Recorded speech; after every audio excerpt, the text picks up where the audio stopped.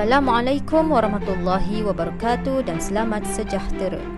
Lubna TV kali ini membawakan kepada anda segmen baru iaitu segmen YB Cakna Rakyat.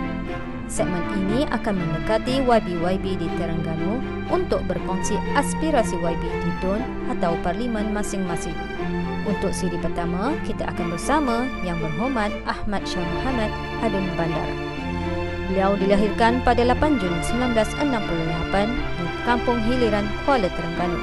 Hasil perkongsian hidup dengan Puan Norizan binti Ngah, beliau telah dikurniakan 6 cahaya mata. Beliau mendapat pendidikan di Sekolah Menengah Tengku Bariah, Kuala Terengganu. Menyambung pelajaran di peringkat diploma dalam bidang pentadbiran perniagaan di Universiti Teknologi Mara sebelum menyambung ijazah syariah fiqh perundangan di University of Jordan. Beliau juga mempunyai Master Sains Pentadbiran dan Pendidikan dari Universiti Putra Malaysia. Beliau pernah memegang jawatan sebagai Eksekutif Pentadbiran dan Latihan di TDM Plantation pada 2000 sehingga 2002. Setelah memenangi pilihan raya umum ke-14, beliau kini merupakan Ahli Dewan Undangan Negeri Dun Bandar, Parlimen Kuala Terengganu. Merangkap Timbalan Pengurusi Jawatan Kuasa Kerajaan Tempatan, Perumahan, Kesihatan dan Alam Sekitar. Mari kita ikuti sesi wawancara bersama YB Ahmad Shah Mohamad bersama pengacara kita Husna Daid. Soalan pertama ya Ustaz, selaku Ahli Dewan Undangan Negeri Dun Bandar, apakah bidang tugas yang diamanahkan dan bagaimana Ustaz melaksanakan tanggungjawab sepanjang hampir 2 tahun Parti Islam Se-Malaysia PAS memerintah Kerajaan Negeri Terengganu. Jadi boleh Ustaz kongsikan. Bismillahirrahmanirrahim. Assalamualaikum warahmatullahi taala wabarakatuh. Terima kasih kepada pengacara dan semua kru Lubna daripada Dapur Muslimat. Terima kasih kerana sudi bertandang ke rumah saya pada petang ini. Alhamdulillah, program yang berjalan nampak lancar. Pertamanya saya bercerita tentang tanggungjawab saya sebagai Adun Bandar. Saya tidak boleh pisahkan sekali dengan sebagai jawatan yang kedua iaitu Timbalan kepada Exco Kerajaan Tempatan Perumahan dan Alam Sekitar. Okey, sebagai wakil rakyat, pertamanya kita kena faham bahawa tanggungjawab kita melihat kepada apa yang telah digaris pandu oleh kerajaan kita. Kerajaan PAS yang memerintah bermula pada tahun 2018 bulan Mei, setelah mendapat mandat daripada rakyat, kita mempunyai moto yang jelas iaitu maju, berkat dan sejahtera. Jadi merealisasikan maju, berkat dan sejahtera ni adalah menjadi fokus utama kepada semua wakil rakyat kita di negeri Terengganu. Yang paling pentingnya bagaimana kita nak melihat rakyat betul-betul dapat bersama dengan slogan ini. Kemudian yang kedua, di samping itu kita mesti buktikan bahawa kerajaan di bawah PAS ataupun Parti Islam Se-Malaysia ini benar-benar mampu untuk membawa negeri Terengganu ke hadapan. Sebuah negeri yang maju, yang ada keberkatan, kemudian akhirnya dapat merealisasikan kesejahteraan kepada seluruh rakyatnya. Jadi itu tanggungjawab pertama yang perlu kita faham, dan seterusnya sebagai Timbalan Exco Kerajaan Tempatan Perumahan, kita setelah memenangi pilihan raya pada tahun 2018, manifesto yang dirangka oleh PAS Negeri Terengganu mempunyai 20 manifesto. Dan ada 6 manifesto daripadanya adalah berkait dengan di bawah tanggungjawab Kerajaan Tempatan Perumahan, Kesihatan dan Alam Sekitar, iaitu di bawah Exco-nya Dr. Alias Abdul Razak dan saya timbalannya. Daripada 20 ini, 6 ni yang pertama ialah berkait dengan membina rumah mampu milik kepada rakyat sebanyak 20,000 unit dalam masa 5 tahun. Yang kedua, menyediakan kad sejahtera. Kad sejahtera ini kerajaan akan beri kepada rakyat dan kita bajet yang kita dah sediakan ialah sebanyak 13 juta ringgit. Kemudian kita menyediakan ward kelas ketiga percuma. Ini juga kita akan beri kepada rakyat yang layak untuk mendapat ward kelas 3 percuma. Kemudian yang keempat ialah memberi cukai pintu rumah secara percuma. Bukan bermakna cukai pintu itu tidak ada, tapi kerajaan membayar bagi pihak rakyat rumah kediaman mereka. Bajetnya ialah sebanyak 14 juta ringgit, di mana kerajaan tolong bayar kepada rakyat. Di mana setiap PBT, pejabat-pejabat daerah, menerima bayaran daripada kerajaan. Kerana apa? Sebab duit itu adalah kegunaan untuk setiap PBT untuk melaksanakan semua kerja-kerja dan juga bidang kuasa masing-masing. Kerajaan yang bayar, maknanya rakyat mendapat free. Kemudian yang seterusnya ialah manifesto kita iaitu menyediakan tabung pembiayaan perumahan. Rumah yang kita bina, kita dapati ada satu masalah di sana, iaitu ada rakyat yang melihat perlu ada rumah dan nak rumah, tetapi nak pinjam tak ada duit, nak pinjam tak boleh. Jadi pihak kerajaan kita menyediakan sebanyak 50 juta ringgit setiap tahun untuk membiayai perumahan kepada rakyat yang tidak mampu. Ada rakyat yang tak ada slip gaji, maka inilah di antaranya alternatif yang kita sediakan untuk rakyat. Jadi inilah di antara perkara yang saya bersama dengan Yang Berhormat Dr. Alias Razak fokuskan kerja-kerja kita menurut bidang kuasa kita. Okey, seperti yang Ustaz beritahu, yang Berhormat Ustaz beritahu tadi, kita boleh tengok apa yang Ustaz beritahu tadi ada dalam Belanjawan Negeri Terengganu 2021 ya Ustaz? Yeah. Okey. Jadi seterusnya dalam memegang Dewan Undangan Negeri Dun Bandar ini, apakah yang menjadi fokus utama Ustaz untuk memberi perkhidmatan kepada rakyat di bawah jajahan ni Ustaz? Okay. Saya mengambil pendekatan seperti mana yang telah disebut ataupun diungkap oleh pemimpin hebat kita, iaitu Sayyidina Umar Al-Khattab radhiyallahu anhu, ketika mana mula-mula dia dilantik sebagai khalifah.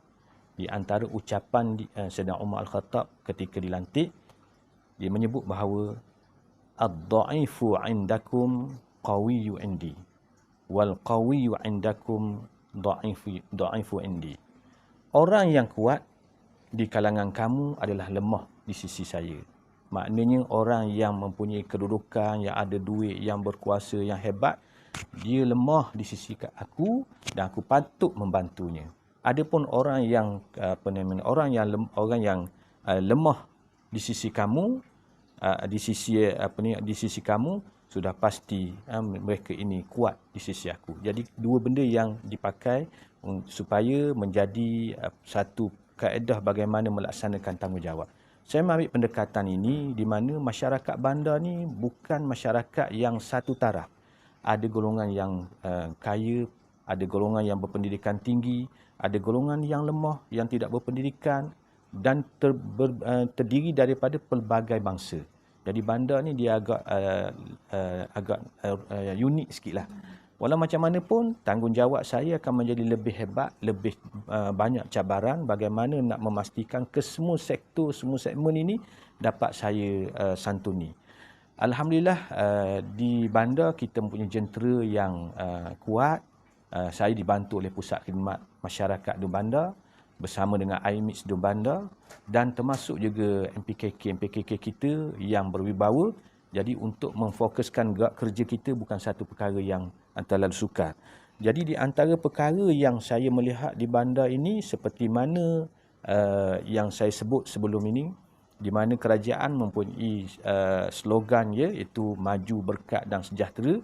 Perkara yang saya nampak yang paling asas di dalam Dun Bandar, mungkin di tempat-tempat yang lain juga, iaitu menyediakan kemudahan, iaitu rumah kepada rakyat. Dan bandar dia mempunyai masalah sedikit daripada tempat lain kerana bandar ni dia bukan sahaja menjadi hak milik pada orang bandar, tetapi di dalam bandar inilah adanya pejabat-pejabat kerajaan. Banyak tanah-tanah yang telah diguna pakai di dalam bandar ni adalah diguna sebagai pusat pentadbiran kerajaan, ada sekolah-sekolah dan juga pasar raya yang besar. Jadi banyak tanah-tanah diguna pakai untuk kemudahan umum, bukan untuk masyarakat bandar saja. Orang daripada dun lain pun datang ke sini. Jadi sebab itulah fokus saya bagaimana melihat masalah perumahan untuk rakyat satu perkara yang agak rumit pada saya. Walau macam mana pun kita ada alternatif kita, insya-Allah. Dan dalam masa yang sama, kita memfokuskan rumah-rumah yang dimiliki oleh rakyat yang ada sekarang ni. Saya kategorikan ada 3 jenis keadaan. Pertamanya, rumah yang berisiko. Yang keduanya, rumah yang dhaif. Yang ketiganya, rumah yang tidak selesa. Kita fokus kepada dua perkara rumah. Yang pertama, rumah yang berisiko. Kerana rumah berisiko ni biasanya dia membahayakan penghuninya. Ada dinding nak runtuh, ada lantai pun berlubang dan boleh mendatangkan kemalangan. Jadi ini adalah perkara yang patut kita utamakan di dalam kita menyampaikan bantuan pada rakyat di samping rumah-rumah yang dhaif yang perlu kita sempurnakan, insya-Allah.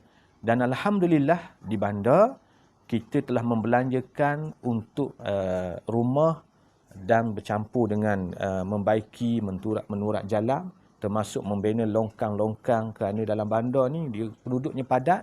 Rumah yang dibina tu kadang-kadang turun tangga, naik tangga, dia berbeza dengan dun-dun yang lain. Jadi persoalan longkang ni satu persoalan yang agak kritikal juga. Jadi saya memperuntukkan peruntukan yang agak besar untuk kerja-kerja ni. Kita membelanjakan untuk sepanjang tahun ini dah hampir sepanjang pemerintahan ni 3.4 juta. Jadi alhamdulillah sebahagian daripadanya kita dah dapat laksana. Alhamdulillah walau macam mana sekalipun kita masih rasa lagi banyak lagi kerja yang kita buat. Rata-rata rakyat yang menerima bantuan dan melihat pembangunan yang kita buat di dalam DUN ini, termasuk proses baiki rumah, mereka sangat-sangat teruja dan tak pernah merasakan suasana yang seperti ini. Kita mengikut rekod yang ada pada saya tidak kurang daripada 300 buah rumah yang telah melalui proses pembaikian. Jadi ini perkara yang kita buat di DUN Bandar menjadi fokus utama saya lah, di samping perkara-perkara lain yang perlu kita sentiasa pantau supaya rakyat berpuas hati dengan kerajaan. Jadi seterusnya Ustaz, pada fikiran Ustaz atau apa yang Ustaz rasakan, apakah yang menjadi halangan ataupun cabaran terbesar bagi pada sesi yang sebelum ni saya dah cerita bagaimana bandar ni ada agak unik kerana bandar menjadi tempat tumpuan. Di bandar ada satu pasar yang besar, iaitu Pasar Payang yang menjadi kunjungan utama. Kemudian kita ada banyak pasar raya yang besar. Kemudian kita banyak pusat-pusat pentadbiran yang menguruskan pentadbiran negeri. Dalam masa yang sama, penduduk bandar bukanlah sebenarnya penduduk bandar secara 100%. Kita ada penduduk daripada luar. Bahkan bukan setakat yang berada di sini ni orang di sekitar Batu Buruk, Wakaf Mempelang. Sebahagian yang jauh lagi pada situ pun ada. Ada daripada Besut, ada daripada Kemaman, Setiu dan sebagainya. Jadi apa yang kita perlu fokuskan ialah kita tak boleh memandang kepada rakyat warga DUN Bandar semata-mata. DUN Bandar mempunyai penduduk yang berbilang-bilang tempat daripada pelbagai pelosok daerah. Jadi cabaran pada saya, bagaimana peruntukan yang terhad untuk warga bandar, kadang-kala kita terpaksa juga belanja untuk warga yang bukan dalam DUN Bandar. Tetapi kita tidak pernah menghampakan masyarakat bila mereka datang kepada kita, sekadar mana yang mampu kita kena tolong, kita kena selesaikan. Isunya contoh macam baru ni kita berhadapan dengan COVID-19. Sebahagian daripada yang ada dalam DUN Bandar ni mereka yang memang bukan warga bandar. Tapi bila melibatkan isu kemanusiaan, lapar, tak makan, maka ini kita tidak boleh biarkan bantuan kita merentasi sempadan lah. Jadi cabaran pada saya agak besar juga dalam hal ini dengan peruntukan terhad.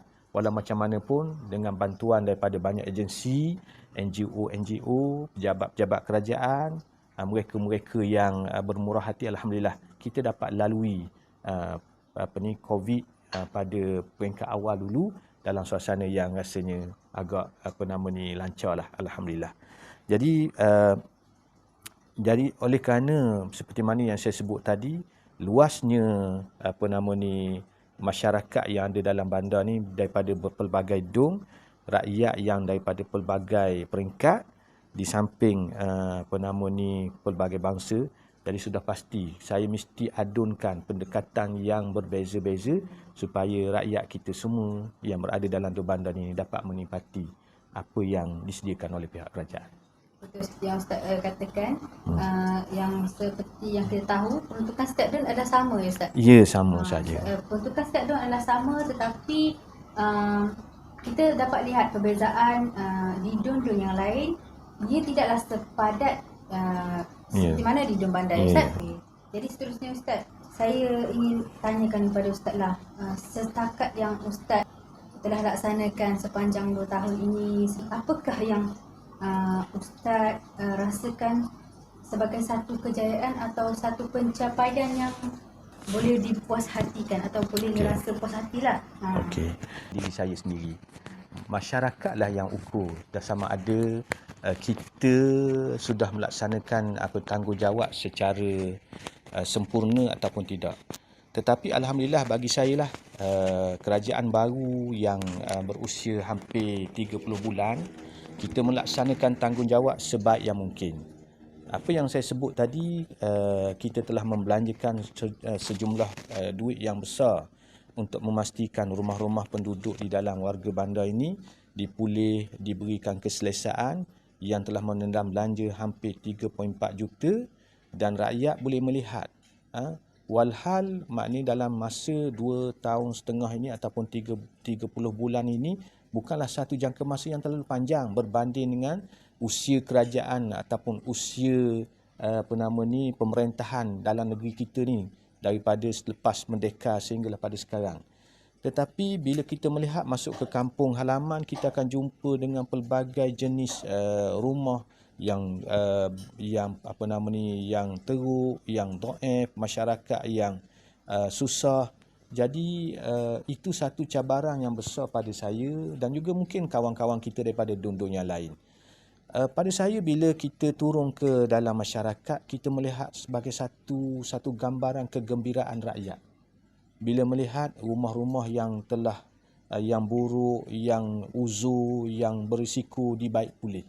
Dan rata-rata di kalangan mereka berpuas hati dengan apa yang kita buat. Pun begitu, saya rasa masih lagi terbuku dalam hati saya kerana banyak lagi rumah yang kita perlu baiki.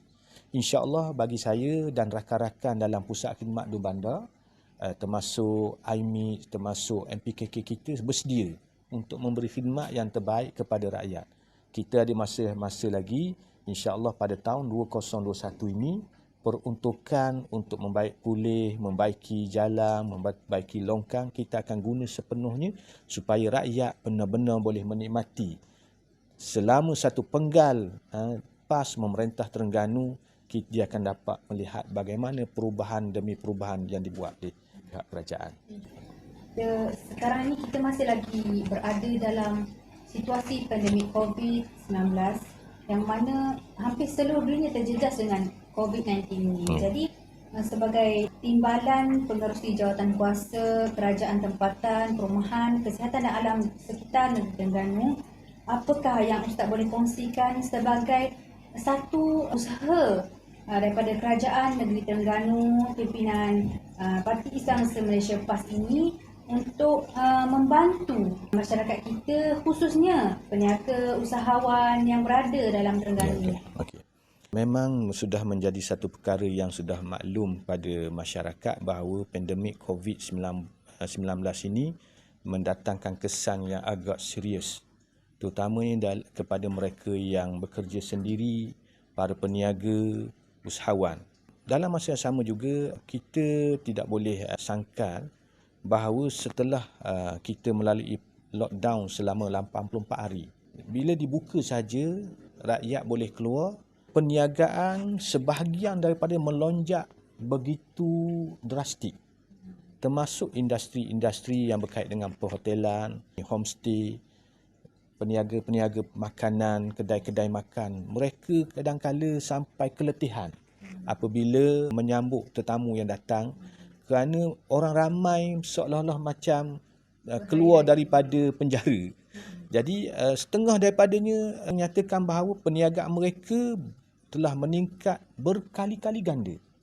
Tidak dinafikanlah ada peniaga-peniaga yang mendapat kesan yang masih lagi tak dapat mereka pulih daripada asal. Tapi tidak kurang daripada para peniaga yang sudah mencapai seolah-olah mereka sudah mempunyai pendapatan seolah-olah lebih daripada tahun-tahun yang sebelumnya. 2-3 kali ganda. Ada saya berjumpa dengan mereka ni dan mereka bersyukur seolah-olah ada hikmah di sebalik pandemik COVID ini. Walau macam mana pun kita tak boleh lupa kepada mereka yang terkesan daripada sebahagian peniaga-peniaga. Pihak kerajaan menyediakan banyak inisiatif-inisiatif di bawah Esko Usahawan. Tapi bagi bawah saya bersama dengan Dr. Alias, kita di antara keputusan yang kita buat yang terbaru ialah kita tidak mengenakan bayaran lesen kepada peniaga-peniaga. Maknanya mereka pergi untuk memperbaharui lesen tanpa bayaran. Ini adalah satu inisiatif supaya para peniaga dalam masa sama mereka tertekan dengan keadaan beban-beban bayar gaji pekerja, hutang dan sebagainya. Mereka tidak perlu risau tentang kena bayar lesen. Itu salah satu daripada yang pihak kerajaan telah sediakan yang berada di bawah jabatan Esko Kerajaan Tempatan Perumahan dan Kesihatan bersama dengan Dr. Alias dan juga saya. Yang lain-lain tu inisiatif berhubung dengan bantuan-bantuan tu ada disediakan di bawah usahawan. Cuma bagi pihak saya, wakil rakyat ada bandar, kita menyediakan juga. Ada peruntukan-peruntukan yang kita melihat boleh kita salurkan kepada peniaga-peniaga yang lemah yang perlu dibantu. Saya juga dah minta kepada IMIDS dan Pusat Khidmat untuk melihat bagaimana kita nak menjana pendapatan keluarga yang terjejas dengan peniaga mereka yang dah jatuh. Kita kena fikir cara lain. Dan Alhamdulillah kita dah ada rancangan-rancangan kita supaya mereka yang terjejas pendapatan mereka ni dapat dibantu melalui program-program baru. Kita akan adakan program usahawan kecil, berniaga daripada rumah, berniaga secara online. Dan Alhamdulillah tahun 2021 ni kita tengok bajet banyak berhubung dengan pertanian. InsyaAllah itu juga kita akan ambil peluang. Kita akan minta Pusat Khidmat dan IMIDS bekerjasama untuk menganjurkan kursus bagaimana boleh pertanian ni dilaksanakan walaupun tidak ada kawasan luas tetapi bertani di sekitar rumah yang boleh menjana pendapatan untuk menambah pendapatan isi keluarga insyaAllah. Okay, jadi itulah antara inisiatif COVID-19 yang diusahakan oleh Kerajaan Negeri Terengganu untuk membantu rakyat Negeri Terengganu sendiri. Jadi, sahabat-sahabat di luar sana, para penonton, jangan lupa kita sama-sama ikuti perkembangan Belanjawan Negeri Terengganu 2021 untuk mengetahui lebih lanjut apa yang telah disediakan oleh Kerajaan Negeri Terengganu untuk rakyat Terengganu. Jadi Ustaz, sampai di sini sahaja perkongsian dialog bersama Ustaz lah. Jadi terima kasih atas persudian Ustaz. Jadi saya dengan ini mengakhiri temu bual bersama Ustaz. Jadi semoga berjumpa lagi dalam masa. Assalamualaikum warahmatullahi wabarakatuh. Waalaikumsalam warahmatullahi wabarakatuh.